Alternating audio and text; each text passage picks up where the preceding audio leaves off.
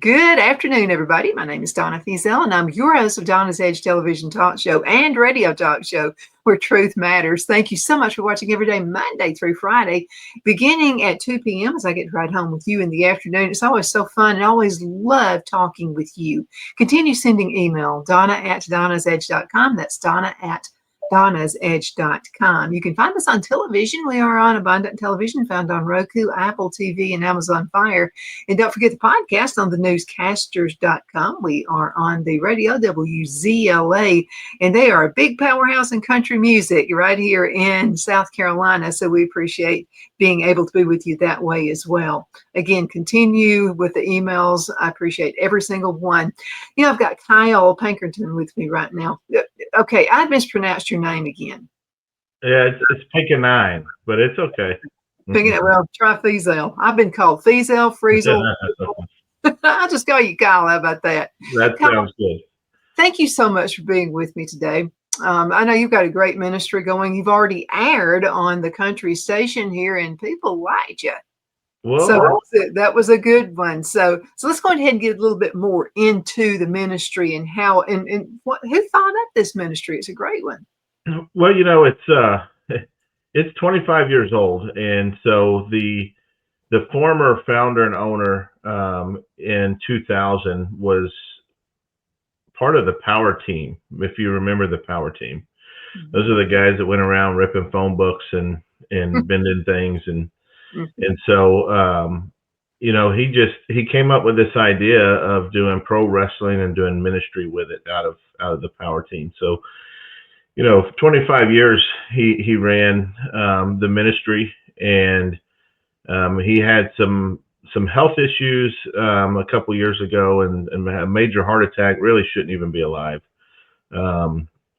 He had a 100% blockage in his widowmaker, and had a heart attack, and they were able to save him. But ultimately, it was time for him to retire and you know, play with the grandkids and do his thing. So one thing that I did not want to happen was that somebody to get a hold of it and turn it more into a wrestling promotion versus a ministry. I personally felt there was way more for us to be able to do and actually serve versus just doing wrestling shows. So we met and made a deal, and I took over with two of my buddies, and we've taken what was already a really good wrestling ministry, but we've taken it into more of an outreach mission type ministry where we're doing more give back, we're doing more community involvement, and really we call it mission work, but our mission field is the direct community that we're in that kind of has built us over the times. Mm-hmm. And sometimes we just have to, the ministry's there, and it can be in different forms. I have a friend who sings gospel music, and I really loved her song. And I said, you know something, you need to get this into the country stations as well. And she did her arms up like this, and she said, I don't think so. And I said, why not?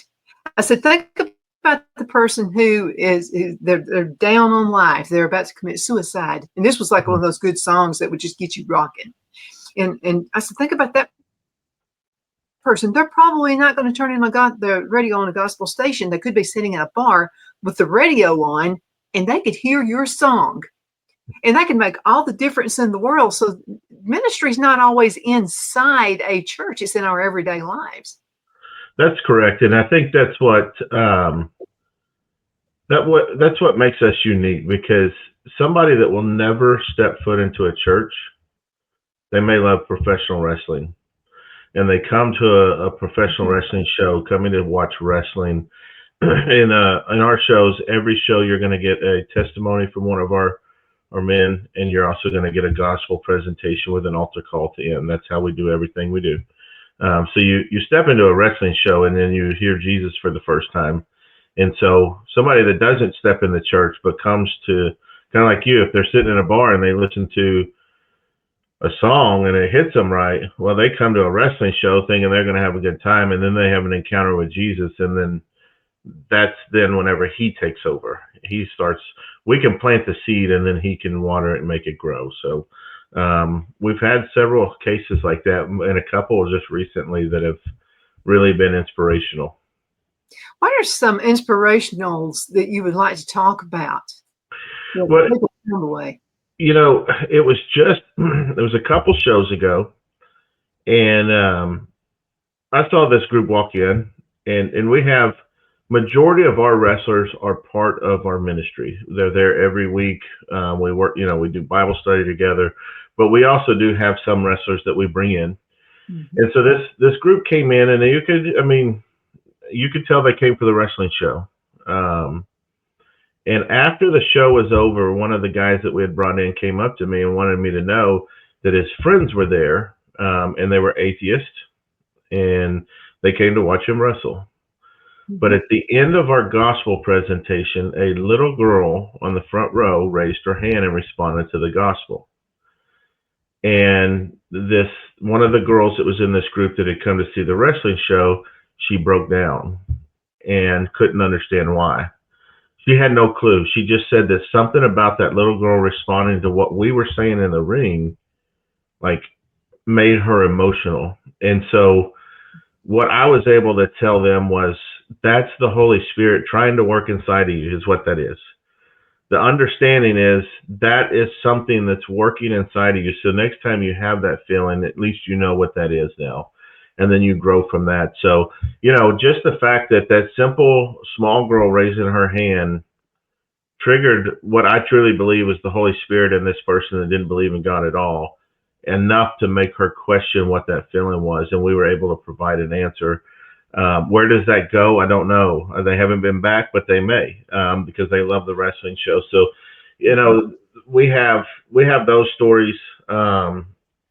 One boy responded to the gospel, and I was able to help guide him and lead him through that. And I said, talks about next steps is baptism. And we happened to be at a travel show at a church. And the next thing I know is the pastor opened up the baptismal and says, if anybody's feeling led to be baptized. And it was just like, what? So I turned and looked at the boy, and he was like, so I was able to not only lead him to Christ, but I actually baptized him right there that night as well. And I follow the family, and they're still, it's just those things right there are amazing to us. You just never know. Sometimes it could just be somebody you speak to the right way at the grocery store. Exactly. You just never know. What does it mean to live your life as a Christian, not only in church, but other areas as well? Yeah, so that's actually something that I'm going through. I'm also a youth pastor. So as we talked about last time I was on your show, youth really are my passion. Mm-hmm. And that's something we're going through, and we've been going through for several weeks now. And it's simple, but it's not. To live your life as a Christian, sadly, is not what you see majority of the people in our country doing right now. To live your life as a Christian is to love, to be there for people, to walk as Christ walked. Christ never separated himself from the people that should not have been around him. He went to the tax collectors. He went to the prostitutes. He went to the people, and he was shunned for that. And I think that's what we have to remember. We're not called, the church is not for us, for a believer. The church is for the non-believer, and we have to remember that. So to walk like Christ walks is simply treating people the way they deserve to be treated, no matter what their background is, what their maybe their religion may be. It doesn't matter. If we will love each other mm-hmm. in a way that we respect each other, and that's a word that we don't do in this country anymore, is respect. That's what it looks like. There's so much more to it, but it's something that really, really, since we actually talked last time, I felt God has really been pushing me to not only figure it out, but to actually respond to it myself, where I would normally maybe walk away from somebody. Now I walk up to them and just love them. We don't have to accept and agree with maybe a lifestyle, but we're still called to love them, and then to show Jesus through our actions. So, absolutely. The pastor of our church yesterday was talking about that. And he said, you know what? I just wanted to say I appreciate this church. And everybody just kind of, and he said, no, what I mean by that is you admit when you're broken. And then he conducts revivals and goes all over the place. And he said, I was at a church this past week, and he said, I felt like nobody needed me there. Yeah. Yeah. Everybody had a perfect life. Everything was perfect about them. I can't think of anything perfect in my life. There's always something, that I need to be redeemed for. Because I think that's it. Yeah, and that's the thing, is that I think we take for granted the goodness that God has. And I think that we tend to overlook when God's working in our favor, because we just feel that, everything's lining up. However, God's playing in everything, and even in the bad. Give all glory to God, and that's what I've had several conversations. But even when the things are going wrong, you have to find the glory that's in that, and it's through God. It's semi-tough, but I can tell you, it gets you through those things a lot easier if you can give God the glory and say, listen, I know you're about to do something amazing with this horrible situation I'm in. Just, I have my heart and my ears open to you. I don't know what to do. I'm kind of lost right now, but do your thing. I trust you. I believe in you. And then sit back and watch. And you can actually, you hear all the time. I used to hear it all the time. A peace beyond any understanding, right? That is what he provides, but you have to be willing to let him do that and get the pride and get the, I can take care of myself out of the way. Well, we get with the busyness of life. I mean, it's just, instant everything, instant coffee. And I don't want instant coffee now. I want mine brewed. But anyway, but instant everything. And I think that if we're not careful, it carries on into our religious life, if you want to call it that, where you think you got to have everything in an instant. Absolutely. And I'm just going to say, I'm one of those, like a house has to fall on top of my head. So I have to go through these trials. I mean, apparently guys go, you're the dumbest of the flock, Donna. And so I'm going to have to really hang it over you so that you'll get it. But when I do get it, I get it. But then we'll think, well, I got it all now. And then I start getting out of step, and then it happens again. Well, and especially in the business world, you get promoted. I went from really the lowest to the low, all the way up to second in command in my last career. And at that time in my life, it was, man, I worked hard for this. Look what I did. Yeah. And then it all was just gone one day, and then now where I'm at, it's what God did. It has nothing to do with what I've done. I've been obedient. I went from running from God to running to God, and it's just a completely different lifestyle. And when you are in the lifestyle for yourself, then it's actually a very miserable lifestyle when you look back on it. When you're in your lifestyle for God, and give him all the glory, then it's actually a very peaceful one. And I've lived both, and it's hard to explain that to people. But that is one true thing, that like I am sold out and always will be sold out for Jesus now, because I've lived both sides of this. And I can tell you, even life hasn't changed. It's still hard, but it is completely different when you can, turn to Jesus. He gets you through it, versus turn to nobody, because there's nobody there for you in those times. No matter what kind of family you have, it's not going to be good enough, or friends you have, it's never going to be good enough. So that's why I'm a follower of Jesus, because I mean, people only want to be with you in the happy times. That's right. Or when you've got money, or when you've got this, or when you've got that. And the only thing for the most part, I've just found that with family. And so, I mean, and some of the people that I thought were the hardest and most cruel people on earth wound up being the ones who supported me the most. Yeah. I thought they were cruel because they were telling me the truth. They weren't cruel at all. They loved me. Yeah. Yep. They do. And and the other thing is sometimes the people that you think are cruel, this is my personal experience. The ones kind of goes with what you said. The ones you think were out to get you are the ones that were there to support you, to be there for you. They were the ones that, I went through a situation where I don't remember if we talked about it last time, but at 36, I had a stroke. And I had spent 18 years in law enforcement, and one person out of that whole group came to see me. Mm-hmm. And this man, actually the former founder of our ministry, I had met him once. That's how I got connected to this ministry. I'd only met him once, and he found out I was in the hospital and checked on me. And that's truly where my life started changing, because I was like, wait a minute.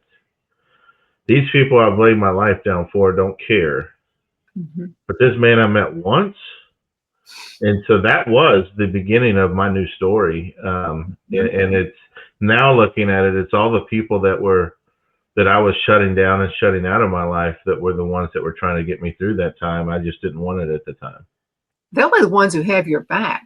Yep. I always remember my English teacher, and I was really, really shy in school. As a matter of fact, when I graduated from high school, I was quietest. And you'll see me in the high school annual holding up a sign that says "Quiet, please." I'm in the library with another guy, but my family were having troubles, and so my dad was a minister, and then it was a rough marriage. It was not at home like it was in church, Right. And so a lot of people are raised that way, Kyle, where at home it's different than it is in church, and a lot of those folks turn into atheists because it's a living wonder that I found Jesus. I mean, it's a living wonder, because I could have easily said, no, that's not for me. I could have easily turned into an atheist. And then I wondered why. I mean, why did I have to go through this, God? I mean, why did I have to go through all of this, And then my parents got a divorce. Well, that was the scandal. And being in a small town in Alabama, you can just about imagine. And so it was a horrible scandal. And they went to court, and attorneys and court calls wound up getting most of what they had, which was ridiculous. And so then I could have easily done that. But then a friend of mine whose parents were in the ministry as well, I thought they had the perfect life. I would just dream about mine being, well, guess what? Their life was the exact same way. So she came to me one day. I didn't even know she wasn't even paying me any attention. So she came to me one day and she said, I guess you've heard my parents getting a divorce. We were in our 30s then. Mm-hmm. And I said, oh, I'm sorry, I didn't know. And she said, I just wanted to come to you. How did you go through this? How did you go through your parents being the pillars of the community, getting a divorce, and everybody finding out how they really were? Yeah. I said, I'm not going to tell you it was easy. It was hard. Mm-hmm. But we have to go through those things, I think, not to help ourselves necessarily, but to help other people. It made me feel good, because I felt like she was on the verge of suicide. I did, just from talking to her. And I had to tell you, I thought about it too. Sometimes you think, I just can't handle it anymore. I gotta, can't handle it. And so I have a fear for people. You can put me in a stadium with 1,000 kids. I'll point the ones out who are having issues with family life. Yep. And man, there's more of that, Kyle. There's more of it. Yeah. And your ministry is just the perfect thing. You're probably getting people who, almost like I almost was, who like, I just give up on this religion thing. I mean, it's a false fake. It's, and it's not a fake. And we actually have a couple, he wrestles with us. He's one of those that it started bringing in. He wasn't initially one of the, not one of us, but he's not there weekly, things like that through our Bible study. But 2 or 3 weeks ago, him and his wife, when they first came in just under a year ago, I found out his wife was not really wanting him to come because we were in ministry. They wanted nothing to do with that. But it goes back to that show the love, just accept people. Well, 2 weeks ago, they got baptized together. And I just submitted a reference for her, because now she's going to work as a church. She wants to work in the kids ministry. And that's like another story to what we were talking about earlier. But, it's those things.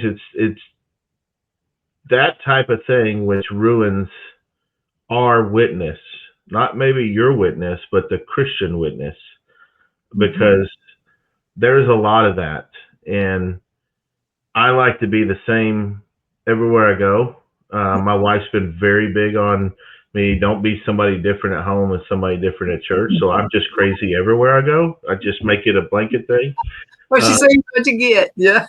But yeah, I mean, it's like that, and that's part of her thing as a kid. I mean, I think she ended up getting into drugs, and she was, probably suicidal at times, and she just didn't see what. I think that's where my passion comes, and like I said earlier, God's calling me to something new, not leave this ministry, but there's more to it, and I'm trying to figure out what He's wanting, because there's too many people that think they know what Christianity is based on how this country has decided to represent Christians. And it's like, I have this goal to show what true Christianity, walking with Christ, looks like. And I don't know where this is leading, but I'm saying it now. Let's see, what is this, October? Yeah. So it's in October 2025. We're not in 26. At some point in the future, there's going to be more to what we do, because I feel that God's calling me specifically to be able to help show and represent what He meant when He said, walk with me.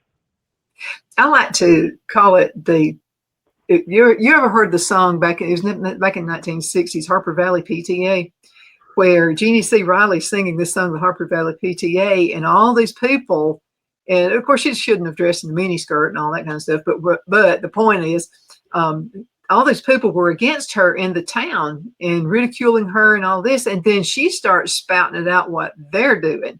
Yeah. All these things, they act one way at home and then another way out in the public.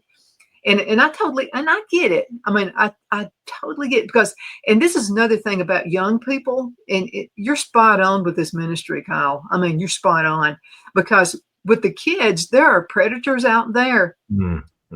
Predators come to me and want to sell me drugs. They know when you got an issue at home. These predators do. Yeah, and so one guy was trying to sell me drugs, and I was in high school, and I didn't do it. And the reason I didn't do it is I had a cousin who had been in drugs. She wound up ODing. And so my grandmother, and I think my grandmother knew more than I thought she did. My grandmother would say, Donna, it would break my heart if you did what Cindy does. So this guy comes up to me, he's going to sell me some drugs. And he said, you'll feel better. You'll be able to forget everything. That's a lie. Yeah. You'll only forget it for a temporary season. That's right. Comes right back. All you're doing is putting a Band-Aid on it.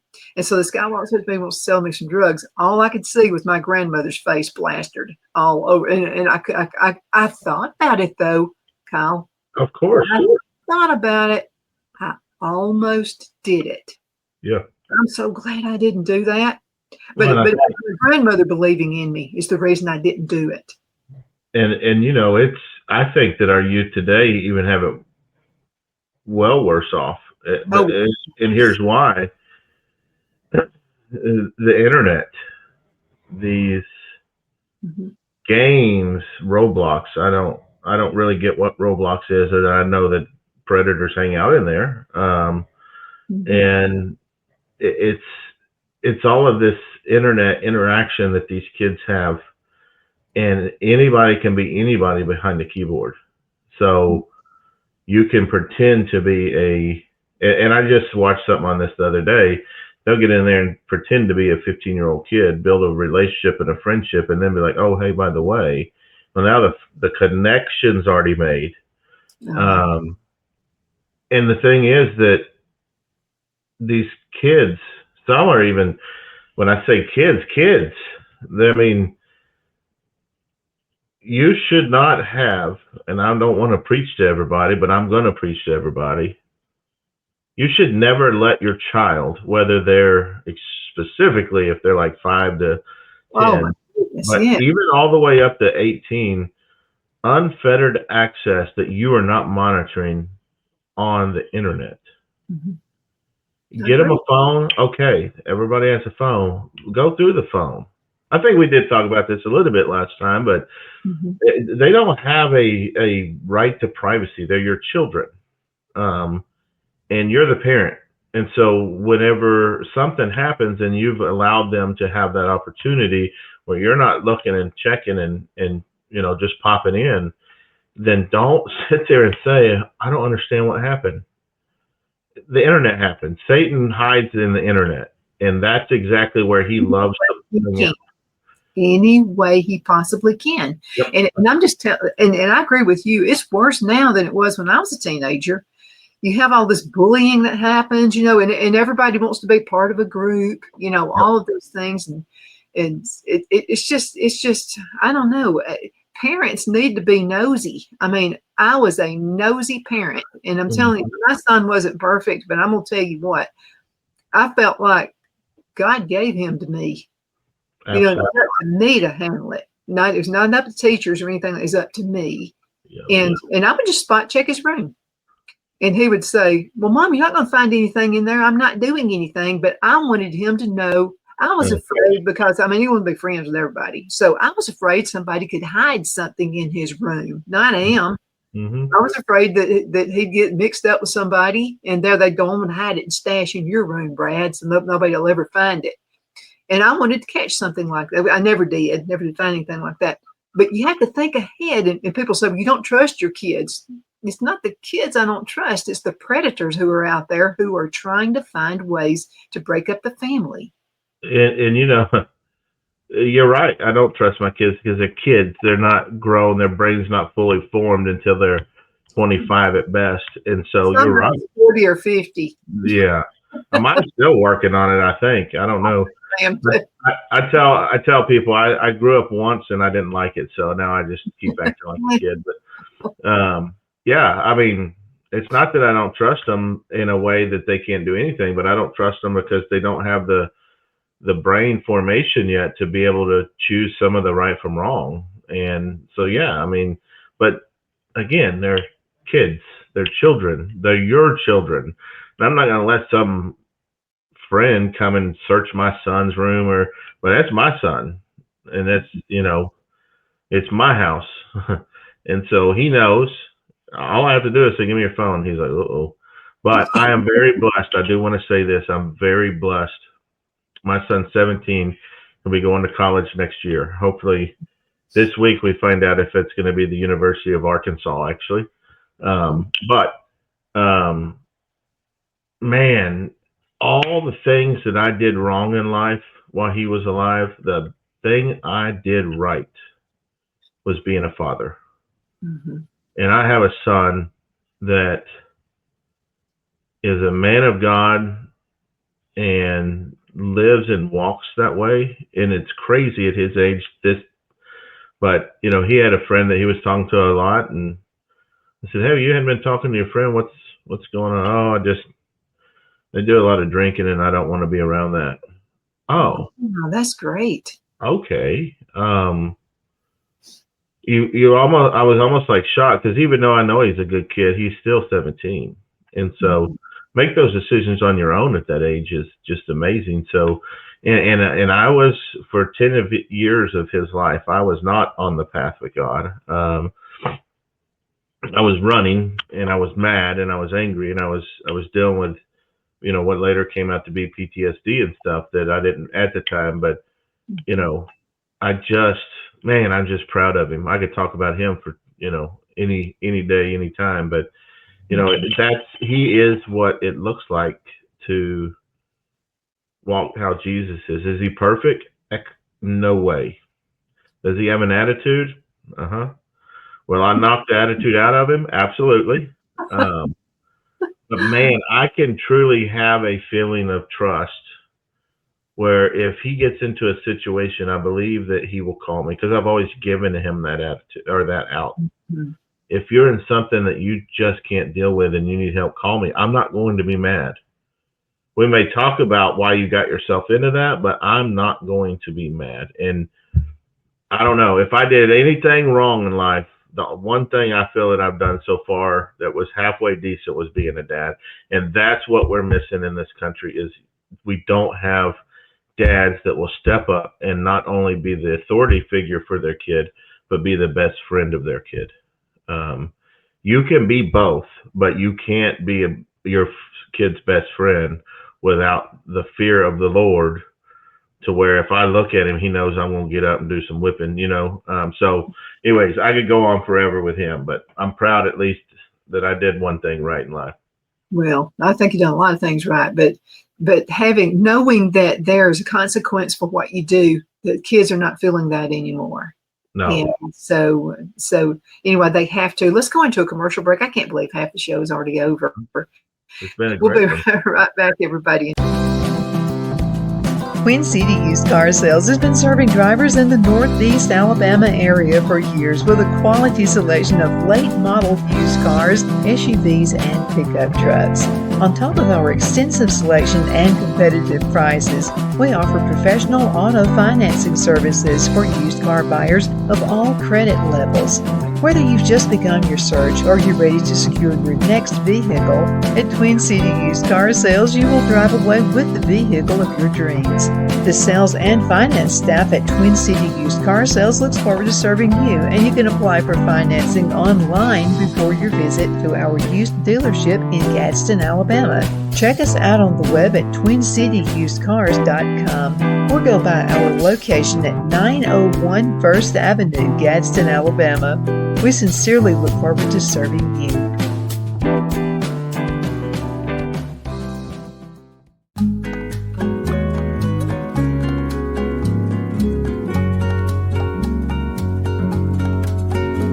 At Lamone's Mexican Restaurant, located in Henniger, Alabama, and voted Best Mexican Restaurant of DeKalb County, Alabama 2020, we're here to serve you with authentic Mexican cuisine.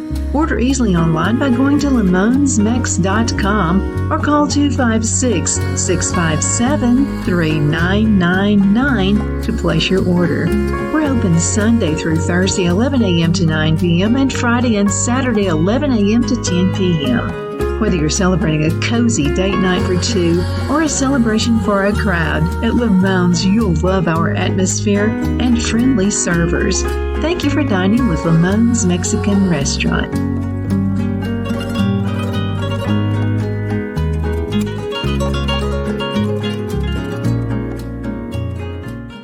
At Liberty Bank, we're all about community, whether it's to help with a charity fundraiser or help families in need. Toys at Christmas or a local football team, we're here for you. You see, we realize the importance of family. Sometimes it's to build a new home or necessary home repairs. We're here for you.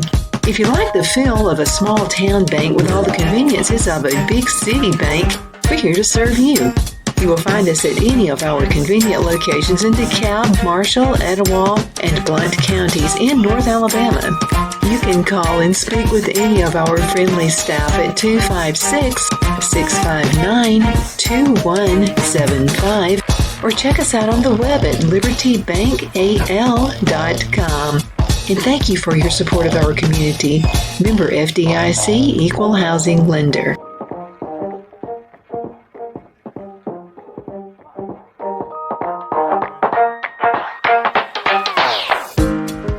I'm excited to announce our Christmas extravaganza is finally here.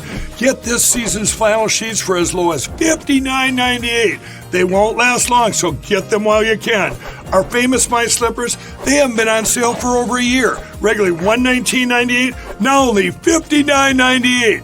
Our 6-piece towel sets are back in stock with extremely limited quantities, only $29.98. With hundreds of MyPillow products, there's something for everyone on your Christmas list. Bathrobes, duvets, quilts, down comforters, and so much more. So go to MyPillow.com or call the number on your screen. Use your promo code to save on all MyPillow products. For example, flannel sheets for as low as $59.98, or our 6-piece towel sets, just $29.98. But that's not all. I'm extending our 60-day money-back guarantee until March 1st of 2025. Plus, all orders over $75 or more ship absolutely free. Donna's Designs offers a line of handmade memorial, wedding, and keepsake jewelry that launched back in 1970. I'm a self-trained jewelry designer, and I will work closely with you to create unique designs you can love and treasure for years to come. Whether that be flowers that were used in a funeral arrangement or stones you found on the beach at a memorable trip, call me at 256-659-4319, and let's think of the possibilities. Okay, we are back. My name is Donna, and I'm your host of Donna's Age television talk show where truth matters. Thank you so much for watching every day, Monday through Friday, beginning at 2 p.m. on the Eastern Time Zone. So I get to ride home with you in the afternoon. I've got Kyle with me. And Kyle's with Ephesians Pro Wrestling. And I'm just telling you, when Rob Patz told me about your ministry, and he said, would you like to have Kyle on your show? And I said, oh, yeah. I didn't even let him get the words out of his mouth real good. And I was like, yes, I want Kyle on the, and let me tell you another reason why. Because I did a little, background on you. I mean, I don't just like throw people on my show, Sure. And so if for one thing, if Rob's going to recommend you, it's good. That's just the way it goes. So, but not only that, but I think people are, for the most calls, there are so many, and most everybody I know, they'll say, I'm not going to go to church. There's too many hypocrites in there. I hear that all the time. And then I'll say, well, you might consider me a hypocrite too, because I'm not really perfect or anything. And they'll say, well, I think you're pretty good. And I'm like, well, I'm not up there, but there are other ministries out there, like the Cowboy Church ministry. I'll give you this one, for instance. Yep. And that's with my brother-in-law, who's a cowboy. And he never darted a church door, ever. And then he found out about Cowboy Church through a rodeo. This guy was like award-winning. He had trophies all over the place. He was a cowboy. Yeah. And so anyway, somebody in the family had to be a naysayer. So somebody in the family said, well, I've heard he's going to that cowboy church where they ride horses down the aisle. And I was like, that's a lie. They don't ride horses in there. I think you'd be glad he's going somewhere. And this seems to be the perfect fit for him. And then there's motorcycle ministry. I'm going to tell you, some of the nicest folks you're going to meet are going to be the motorcycle gangs. They're not gangs. They have a ministry. Mm-hmm. Well, they're going to be able to talk with people that wouldn't listen to me. They consider me a boring life, that I've never experienced anything ever in my life. And so, And then I have people that I can talk to, people that would listen to me that wouldn't listen to anybody else. The same with you. And there's a lot of people who love wrestling out there, especially the pro wrestling. So I think you're spot on. Well, it's funny because pro wrestling in general, outside of ministry, is one of the most secular and possibly unchristian-like things out there. Nothing's different than it was in the 70s and the 80s and the 90s. The drugs and I've only been in a couple of outside of ministry locker rooms, and not for shows like wrestling in them, but we've done some ring rentals and things like that. And I've never been in a locker room in the secular wrestling world where I didn't almost come out high from a contact high. Yeah. And so it's one of those things that the wrestling world in general needs Jesus, and you're starting to see it happen. You're starting to see some of these WWE people that are getting baptized, and there is a revival that's going on, I believe, in this country, not just in the wrestling world. I think if we can hold on to it, then it's going all over, but it's very different for us. So our locker room is not like most locker rooms. One of our guys who does wrestle all over the country said, this is the only locker room where I can put my wallet down and I know it's not going to get stolen. Yeah. And we built, because we started bringing in women. We've never had women in the organization before. And this year when we took over, we decided we need, in my opinion, women have the same talents. So let's display those talents. It's not like it was in the 90s where it's just about sex and sex appeal. It's about these girls. They put in the work like we do. So let's put them out here. And I was very particular that when we do this, we're going to make this different than your normal wrestling world. So we actually built constructed ourselves, but we built a women's locker room and a men's locker room. We had our ladies match last week or a couple weeks ago, and they're not used to that. They're used to being put in a closet. They're used to be putting outside with the guys. But we have an entire area. Actually, the men's side is 8x3, just enough that they can change clothes. The women's side has a lounge with couches, and then we have vanities in there for their makeup and everything. So they're not used to that. But that's what I want is not only on the fan side of things, but we have an opportunity to bring in wrestlers that have never been in a church also, and show them the difference of what they deal with daily, and then how we treat them, and whether it's a man or a woman. But there's so many opportunities for us. And we also have a kids program. We have 30 kids that come in every Sunday. They train to be wrestlers. They have their own shows. They're their own brand. But 30 minutes out of their training time, they're doing Bible studies too. So the older kids are in a book and they're going through some curriculum. The younger kids they have to memorize a verse each week before they can get into the ring. So we don't only just have the adult side, but we have a kids ministry that's built in as well, that those kids are like, they are getting, some of them don't even go to church, but they're still getting scripture. They're getting Bible time when they come wrestle, because that's what they want to do when they grow up. So that's another unique side of what we do. What are you seeing in the kids of today versus, say, the kids of the 70s when I was growing up?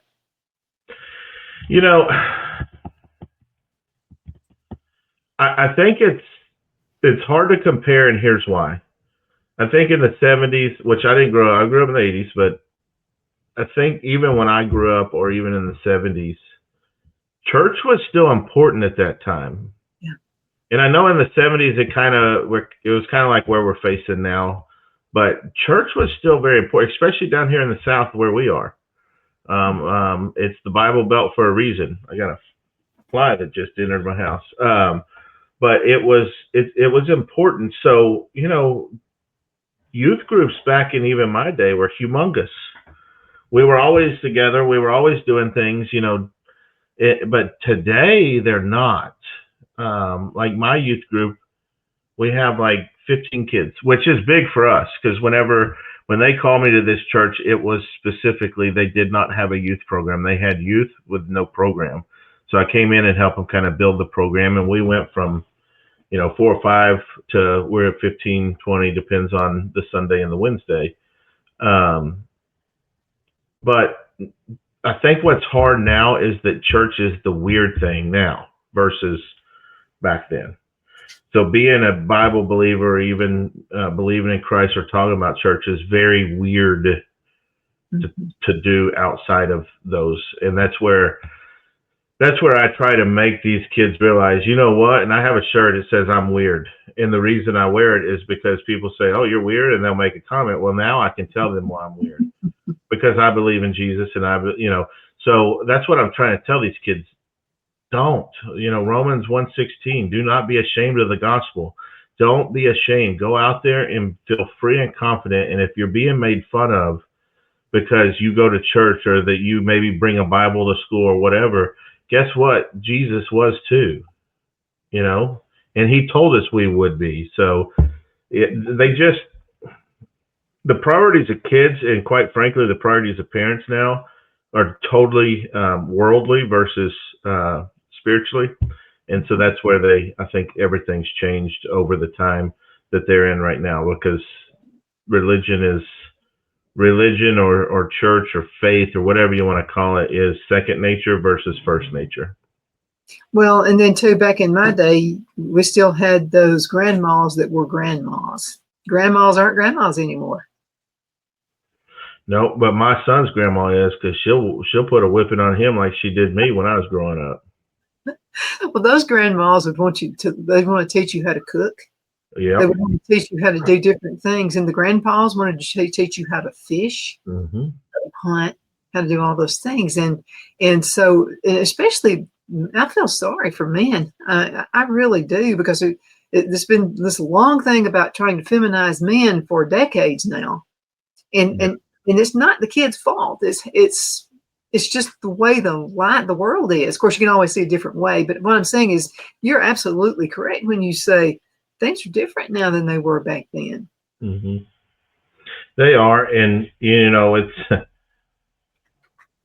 you said hunt and fish, and that's one thing that I grew my son up to do. Like I didn't grow up. My dad took us fishing all the time, but he wouldn't take us hunting. His dad, my grandfather, he died when I was 12, but I still miss him more than anybody that I've ever lost for whatever reason. He hunted all the time, but my dad did not. My dad, not that he didn't like it, but I think at one point he went to hunt and he just couldn't make himself kill a deer. Yeah. Well, then my father-in-law got me into hunting because it's something I always wanted to do. My grandfather was going to take me, but he got cancer and passed away before he could. Mm-hmm. And then I began hunting 20-something years ago. Well, I actually got my dad into hunting. So after all that time, he was on the deer lease with us. And then when my son turned 5, I started taking him. And it's a time where just us, it's great. We go down to the deer lease, and it's me, my son, my father-in-law, and my father. Like, what's better for my son to have both grandfathers and his dad in that, and we cherish that. And it's not necessarily about the hunting, but it's about the time that we get to spend, because time's limited, and for some of us limited more than others. But the fact is that tomorrow's never promised. And so my dad's going through some health things, and I know that in time, as your parents get older, they're going to pass away at some point. So it's those things that you just have to take the time and enjoy the moments that you're in, because you never know whenever you don't have those moments. And that is with children. That is with your parents if they're still living. That's with your siblings. If you don't have a relationship with your siblings, you get one. My brother is the production manager for us at Ephesians Pro Wrestling, so we're together all the time there. My son is a referee. We're together all the time there. And so it's those things that you really have to make your priorities and set them, and make sure that you'll see people that will say, well, God first, then a family, and then no, it doesn't work that way. You can't have, if you're looking at a structure and you have God first, then family, well, where does God go when you get to family? And then when you get to work, where's God at? So God has to be a part of everything. So God is first, but he's got to be a part of everything. He's not first, but he's all. And so you have to have God in your family. You have to have God in your work. You have to have God in everything you do. You can't just put him on the shelf whenever it's family time. And a lot of people will do that. And that's what we're talking about with that different in the, at home than they are. And they put God on the shelf when they get home. You can't do that. So I think I totally understand what you're saying there. And divorce is more prevalent now in ministers. I mean, in their lives, and some of them, because I'll just use mine for an example. I mean, they were at every church function. There was, everything, which was good to do. It was a good thing. But the problem is you've got to have some home life too. There's got to be some structure there as well. Mm-hmm. And so I know a lot of churches that they want their ministers and the wives to go take a month-long vacation, mm-hmm. just to be with each other. And I think that's a grand idea, so they can bond. Yes. And that's one thing that we've done as a family is, man, I really love just going somewhere, and just us three, where we used to, every time we went somewhere, we'd go with other people. But this weekend I tried to get them to go to Arkansas, so my wife can see it, because she didn't go when I took my son for the campus tour. And Mama's not real thrilled about him going to school 4.5 hours away. And so I know if I can get her out there, then she'll be more comfortable. But, I was looking forward to that. And it didn't work out, but they're on fall break this week. So my wife's in the school system. She's a diagnostician, and my son's obviously in high school, and they're both off this week. So this week, I'm working. I need to work, but at the same time, I can take those times that we can go and knock each other in the head, because we like to give each other a hard time. We prank each other and make fun of each other in a loving way. But so and then by Friday I'll be ready for them to go back to school and work, because I work from home, so it'll be nice to have them go back. But it's just a dynamic that you don't see anymore.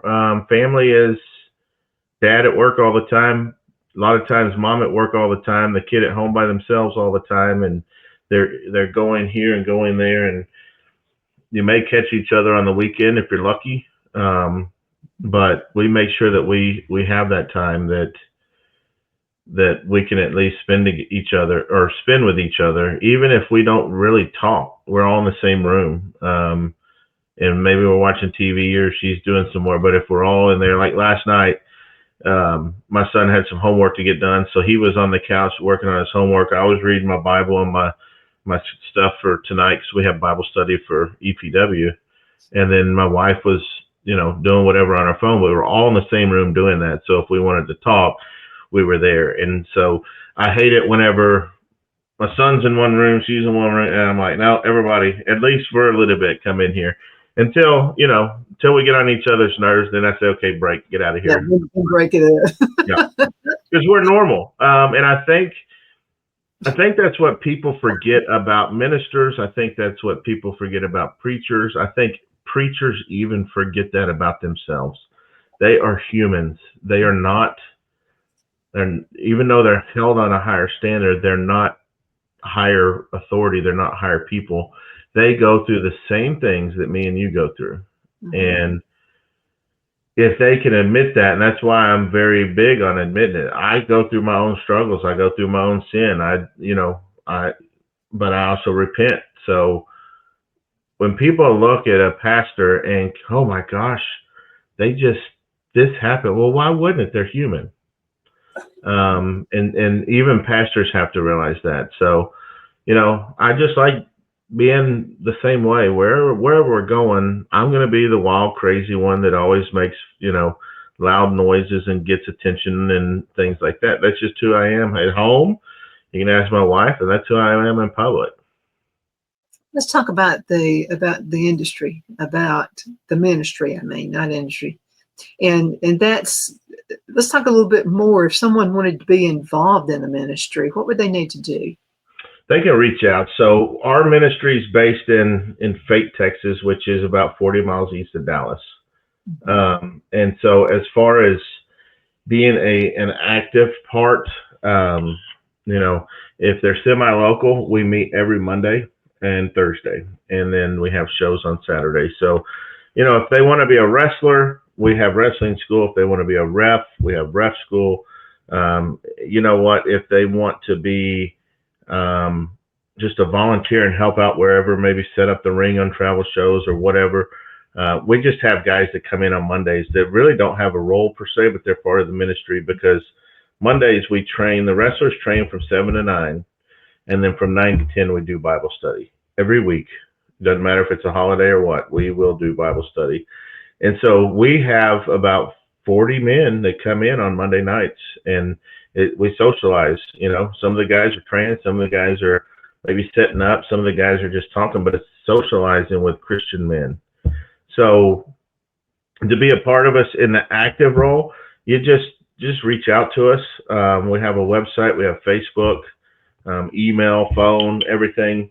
But, reach out to us and just come be a part of us. But on the outside, maybe you're not close, but you want to support, we really do. We're a 501c, so we live on donations. So if you felt led to help contribute there, then we're always open to that too. But really we just want people to come in and be open-minded to Scripture. You don't have to be a Christian, just like you don't have to be a Christian to go to church. You don't have to. You can be whatever you are coming in, but you have to be open-minded and at least take the opportunity to listen to what we're talking about, what we're saying, and then we'll let the Lord deal with the other piece of that on His own. But we do a lot of traveling. So if we're ever in the area and you see us and you want to stop by and meet us, or just maybe help set up the ring or just come in and just see who we are. We're really an open door. We let anybody that wants to come in, and then the more specific roles, of course, we're gonna vet you a little bit, make sure we're gonna background check you with kids and things like that. But really, it's any way and every way you want to possibly be involved, we allow it. You know, my best friend in school, Robin, was on the wrestling team. And I mean, you know, you have that, what you think wrestling is. And then when you have a friend who's involved, you understand what it is. She had to be in great shape. There was a lot of exercise there that she had to do. And it's just another way of staying fit. Well, and it is. And that's the thing is that pro wrestling, of course, people say it's fake. I invite them into a training session to see how fake it may be, but you know, it's a lot of cardio. So you're in a ring basically running and gunning from anywhere from 6 minutes to 30 minutes. And so the training is very high intensity, high cardio, a lot of running, a lot of, you know, agility type stuff. You got to be flexible. So when you get done with a 2-hour training session, you will just want to collapse. And that's every week. Because you have to be able to go at a fast pace and keep up without what we call getting blown up, out of breath, and just, you know, completely exhausted. Because one thing we do is that because we're never looked at very seriously because we're a Christian ministry in wrestling, we make sure that we train even harder in the wrestling ring to put on the best product out there. And then once we get people to take us serious on that aspect, then they're going to listen to us in the gospel as well. So it's not like, you know, there's a lot of Christian wrestling ministries out there, and some are really good in the spiritual side of things, and the wrestling kind of is weak. But we want to make sure that we're top notch on both. And where I'm not saying we're the best out there, but we just bring a different level and a different element than a lot of the others do, because we have such a large organization of men that are ours. They're not just wrestlers from all over that will come into a show. So, right. You know, so, and I wanted to say this too about wrestling is a form of exercise. And you're not only exercising your body, but you're exercising your brain as well. You know, decades of kids sitting behind a keyboard or sitting behind playing games, those kinds of things, that's not good for the brain. It's just not. But when you can get some oxygen in there, I mean, that helps. And I'll tell you, I had a major surgery back in May, so I've been down since then. I just now got released to start my training back, and I feel miserable. I mean, I've gained so much weight, and I just feel like garbage because that weekly routine of, you know, staying in shape, and I've never been perfect in shape, but man, I am so out of it, and it's going to take me forever. It's going to take me forever to get back into that ring shape. But hey, that's what comebacks are for. Absolutely. And think about how you're going to be helping other folks. I mean, this is going to be huge. I can't wait. Yeah. I got so many things in my brain already cooking. So we're going to have to call it a day. Man, it's been a quick hour. How can folks get in contact with you? What's the website, Facebook page, those kinds of things? Yeah, so we have a website and Facebook. It's Ephesians Pro Wrestling. So our website is www.ephesiansprowrestling.org. Also, Facebook page, if you type in Ephesians Pro Wrestling, it'll pop up. We have Facebook, Instagram, and then our email, if you want to get in contact with us, is info@ephesians.wrestling. I'm sorry, info@ephesiansprowrestling.org. And so feel free to contact us there. And if you're ever curious as to what we do, a little bit more is every Saturday night, 5 p.m. Central, 6 p.m. Eastern on Abundant TV. We have a weekly show called Saturday Night Battleground. So not only will you get to see some good, hard-hitting professional wrestling, but each show ends with a gospel presentation as well. So you get a little bit of both of us on that. That's awesome, Kyle. Guys, thank you so much for watching. You're the reason we do what we do. Continue sending email, Donna@donnasedge.com, and I'll be seeing you next time around.